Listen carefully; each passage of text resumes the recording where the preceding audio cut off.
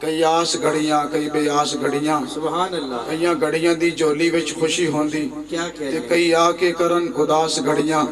تے سکھی وسدیاں نو نظراں لگدیاں جے نہیں آندیاں کسے نراس گھڑیاں جڑیاں ذکر مصطفیٰ دے وچ گزرن ہوندیاں اوہی خاص الخاص گھڑیاں جڑیاں ذکر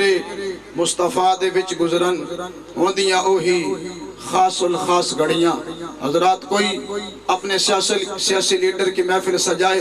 تو خوشی کا اظہار کرے کہ میں نے آج اپنے سیاسی لیڈر کے نام کے نعرے لگائے حضرات اپنے سیاسی لیڈر کے نام کے نعرے لگانے سے سیاسی لیڈر تو خوش ہوگا لیکن خالق کائنات شاید راضی نہیں ہو حضرات محترم کوئی اپنے علاقے کے وڈیرے کی چاپلوسی کرتے ہوئے اس کا جھنڈا ہاتھوں میں بلند کر کے چوکوں میں لہراتا پھرے اس کا جھنڈا اٹھانے سے اس کا وڈیرا تو راضی ہو جائے شاید خدا راضی نہ ہو حضرات جس کا ذکر کیا جاتا ہے وہی راضی ہوتا ہے لیکن کائنات میں ایک ذات محمد ہے جن کا ذکر کرو خدا بھی راضی ہے خدا کی ساری کائنات بھی راضی ہو جائے کرتی ہے تو یہ مصطفیٰ کریم کے نام کے ذکر کی یہ برکات ہیں ان کا ذکر ہو تو صرف خدا ہی نہیں خدا کے بندے بھی راضی ہیں حضرت آدم بھی راضی ہیں حضرت نوح بھی راضی ہیں حضرت موسیٰ بھی راضی ہیں حضرت اسماعیل بھی راضی ہیں حضرت ابراہیم بھی راضی ہیں حضرت یوسف علیہ السلام بھی راضی ہیں وہ سارے کیوں راضی ہیں بھائی جب استاد کی بات آتی ہے تو شاگرد راضی ہوا کرتے ہیں جب بیٹے کی بات آتی ہے تو باپ راضی ہوتے ہیں جب باپ کی عزت کا نعرہ لگتا ہے تو بیٹا راضی ہوتا ہے جب کائنات کے سردار مصطفیٰ کریم کا ذکر ہوتا ہے یہ امام صفی انبیاء ہے جب امام کا ذکر ہوتا ہے مقتدیوں کے دل پہ بھی خوشی کے اثر واضح آ جاتے ہیں سبحان اللہ حضرات محترم یہ عزت صرف کائنات میں مصطفیٰ کریم علیہ السلام کو عطا کی گئی ہے اور میرے مصطفیٰ کریم کا ذکر آج بعض بدبخت لوگ مٹانے کی کوشش کرتے ہیں اور بعض نے کہا کہ ہم نیا نبی لائے ہیں ہم آج مرزا قادیانی بدبخت کو نبی بنا کے پیش کر رہے ہیں نعوذ باللہ وہ کہتے ہیں کہ نئے نبی کی ضرورت پڑ گئی میں نے کہا نیا نبی تب آتا جب پچھلے نبی کی نبوت نعوذ باللہ بوسیدہ ہو جاتی پرانی ہو جاتی لوگوں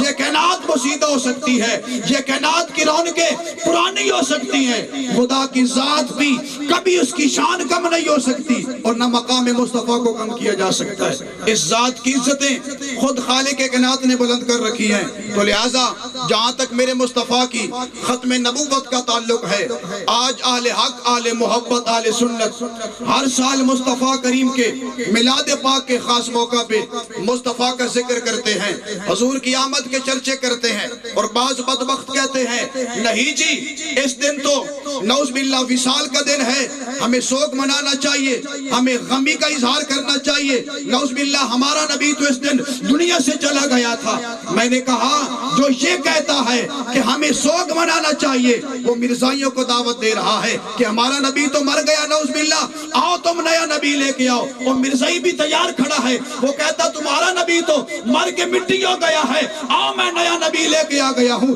یہ مارکیٹ میں نیا نبی تیار ہوا ہے جو ایک آنکھ سے کانا بھی ہے یہ بدبخت ایوب اور نقائص کا مرکز بھی ہے لوگوں جو یہ عقیدہ رکھے نعوذ باللہ نبی مر کے مٹی ہو گیا وہ مرزائیوں کو راضی کر رہا ہے اور جو یہ عقیدہ رکھے تو زندہ ہے واللہ تو زندہ ہے واللہ میری چشم عالم سے چھپ جانے والے وہ 1400 سال سے جو آنے والا عقیدہ ہے اس کا اظہار کر رہا ہے وہ کہتا ہے میرے نبی کل بھی زندہ تھے وہ مصطفیٰ آج بھی زندہ موجود ہے ہمیں مصطفیٰ کی موجودگی میں کسی نئے نبی کی ضرورت نہیں ہے حضرات محترم نبی کے لیے کوئی شرائط بھی ہوا کرتی ہے نبی کے لیے پہلی شرط یہ ہے کہ نبی اپنی امت میں اپنے زمانے میں اپنے دور میں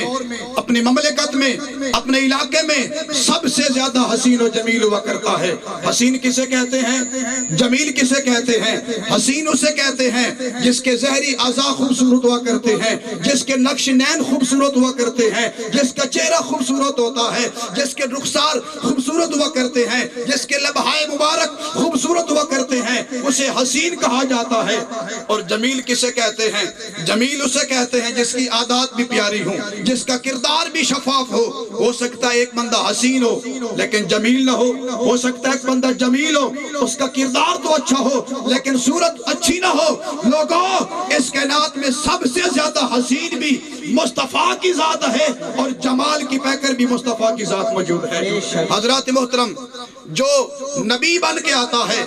اس کے لیے شرط یہ ہے کہ وہ اپنی امت میں سب سے زیادہ حسین ہوتا ہے، سب سے زیادہ خوبصورت ہوتا ہے۔ تو آئیے بات کو سمیٹتے ہیں۔ حضرت آدم علیہ السلام اپنے زمانے میں، اپنی امت میں، اپنی مملکت میں سب سے زیادہ حسین و جمیل ہیں۔ حضرت نوح علیہ السلام اپنے زمانے میں، اپنی امت میں، اپنی مملکت میں سب سے زیادہ حسن و جمال کے پیکر ہیں۔ حضرت موسیٰ علیہ السلام اپنی امت میں، اپنے دور میں، اپنے زمانے میں سب سے زیادہ حسن و جمال کے پیکر ہیں۔ حضرت عیسیٰ علیہ السلام اپنے دور میں، اپنی امت میں، اپنی مملکت میں سب سے زیادہ حسین و جمیل ہیں۔ لوگوں، جو اپنی امت میں سب سے زیادہ حسین و جمیل ہے اسے حضرت آدم کہا جاتا ہے۔ جو اپنی امت میں سب سے زیادہ حسن و جمال کا پیکر بن کے آئے اسے حضرت نوح کہا جاتا ہے۔ جو اپنی امت میں سب سے زیادہ حسن و جمال والا بن کے آئے اسے حضرت موسیٰ کہا جاتا ہے۔ جو سب سے اپنی امت میں حسین و جمیل بن کے آئے اسے حضرت ابراہیم کہا جاتا ہے۔ جو اپنی امت میں سب سے زیادہ حسن و جمال کا پیکر بن کے آئے اسے حضرت اسماعیل کہا جاتا ہے، اسے حضرت عیسیٰ کہا جاتا ہے۔ لوگوں، نبی وہ ہوتا ہے جو اپنی امت میں سب سے حسین و جمیل ہوتا ہے۔ اور محمد کون ہوتا ہے؟ جو تمام انبیاء کی صف میں سب سے زیادہ حسین و جمیل، اسے مصطفیٰ کا نام دیا جاتا ہے۔ محمد کریم صلی اللہ علیہ وسلم کو اللہ تعالیٰ نے یہ شان عطا فرمائی ہے، ما کان محمد ابا احد من رجالکم ولکن رسول اللہ وخاتم النبیین۔ آج فتنے کا دور ہے، آج جدید دور ہے، آج ماڈرن دور ہے، آج ٹیکنالوجی کا دور ہے، آج سائنس اپنی ترقی اپنے عروج کو پہنچ چکی ہے۔ لیکن آئیے، بعض بدبختوں نے کہا علم بھی نیا آ گیا ہے، گاڑیاں بھی نئی ہیں، ریسرچ بھی نئی آ گئی، ہر چیز نئی آ رہی ہے، تمہیں نیا نبی بھی ضرورت ہوگا، چاہیے کہ نئے نبی کی تقلید کر لی جائے۔ میں نے کہا ہر چیز نئی آ سکتی ہے، قبول بھی کی جا سکتی ہے۔ لوگوں، کائنات میں نہ باپ تبدیل کیا جا سکتا ہے، نہ مصطفیٰ کی ذات تبدیل کی جا سکتی ہے۔ جو اپنا باپ تبدیل کر لے اسے حرامی کہا جاتا ہے، وہ حلالی نہیں ہوتا۔ اور آج کے دور میں بڑا فتنہ ہے، لوگ اپنی ذاتیں تبدیل کرتے ہیں، لوگ اپنے باپ کا نام تبدیل کرتے ہیں، لوگ نوکری کے چکر میں اپنا مذہب تک تبدیل کرتے ہیں۔ لیکن سیانے کہا کرتے ہیں، لوگوں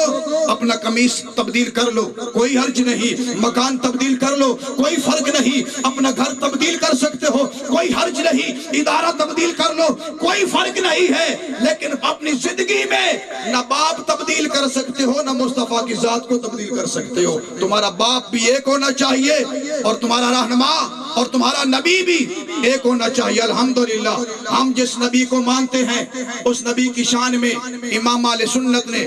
آخری حد کراس کر دی، اس کے بعد کچھ نہیں کہا جا سکتا۔ اور اس میں تفصیل کے صیغے بیان کر کے اہل سنت کو، اہل محبت کو اور نبی کی امت کو اختراع نہ دیا۔ کہا کہ جب بھی تم سے کوئی پوچھے تم کس نبی کو مانتے ہو، تمہارے نبی کا تعارف کیا ہے، تمہارے نبی کی سیرت کیا ہے، تمہارے نبی کی صورت کیا ہے، تمہارے نبی کا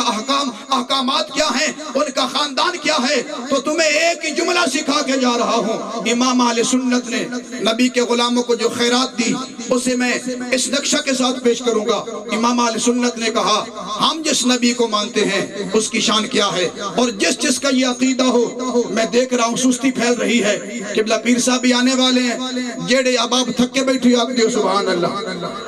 سارے تھک کے بیٹھے۔ شاہ جی سچ بول رہے ہیں ماشاءاللہ، تھک کے بیٹھے، ایک نعرہ لگا ہوا تھا کہ تھکاوٹ دور ہوئے۔ نعرہ تکبیر،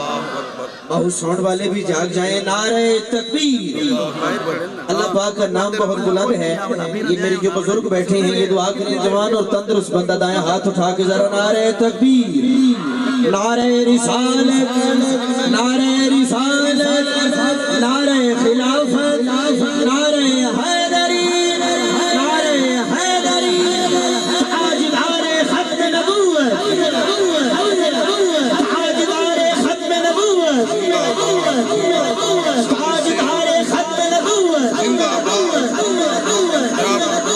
سے اولا ہو آلہ ہمارا نبی،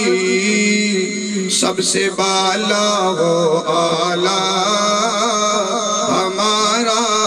نبی۔ جس کا عقیدہ کہہ لے سب سے اولا ہو آلہ ہمارا نبی، سب سے بالا ہو آلہ ہمارا نبی۔ اپنے مولا کا پیارا ہمارا نبی، دونوں عالم کا دولا ہمارا نبی۔ سب سے اولا ہو آلہ ہمارا نبی، سب سے بالا ہو آلہ ہمارا نبی۔ کون دیتا ہے دینے کو